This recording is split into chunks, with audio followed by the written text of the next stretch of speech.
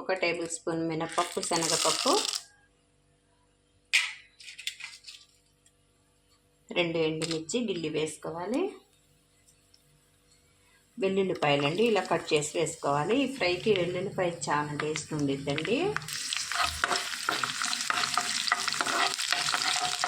మొత్తం వేయించేసుకొని కొద్దిగా కరివేపాకు వేసేసుకోవాలి.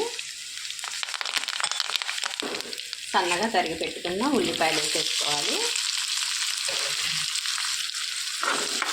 వేయించుకోవాలండి మొత్తం.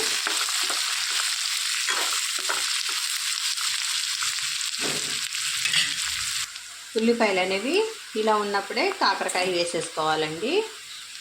ఉల్లిపాయలు ఎర్రగా వేయకూడదు, కాకరకాయ కూడా వేగాలి కాబట్టి అలా ఉన్నప్పుడు ఇట్లా వేసేసుకోవాలి. వేసి మొత్తం కలిపేసుకోవాలి.